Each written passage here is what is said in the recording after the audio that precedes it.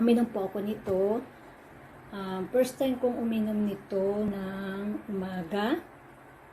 Kasi masakit pa yung ano ko. Tapos, pagkagabi din po, uminom ako.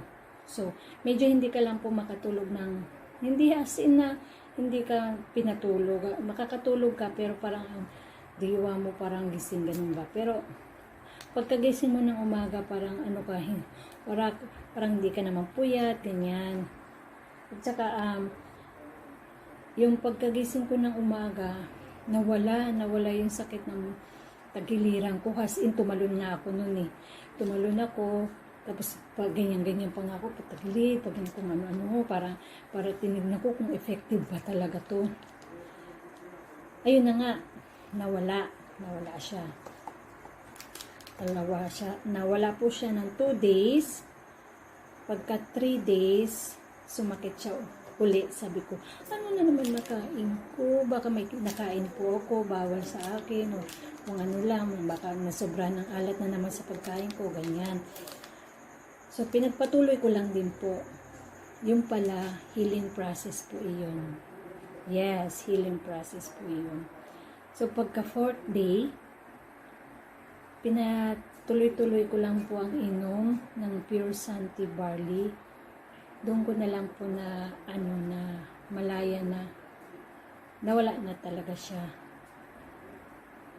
Promise, nawala po yung sakit ng tagiliran ko. Yung time na nga nung gusto ko na magpa-check up kahit nainom ako ng Pure Santi Barley.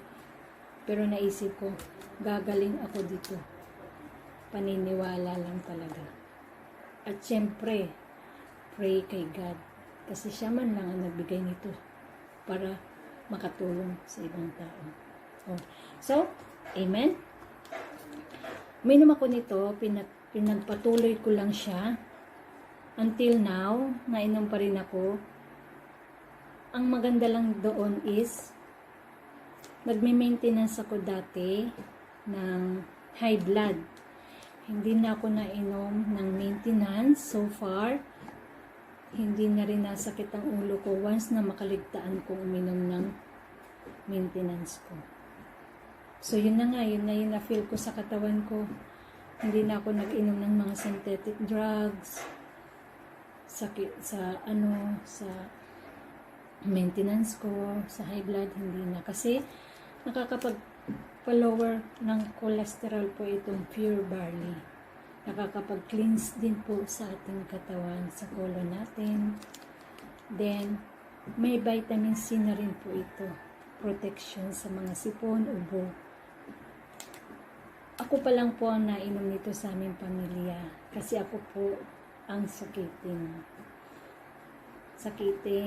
Kasi weak lungs po talaga ako. Madali po ako mahawa ng ubo, sipon. Tapos pag inuubo naman ako, matagal mawala. So far, hindi na po ako nagwa-vitamins. Nag-take ng vitamins 2 weeks na. Pag inom lang nito ng Pure Barley, yun lang po. Tuloy-tuloy ko lang po. So far, salamat sa Ginoo. At nawala naman yung nararamdaman kong sakit-sakit.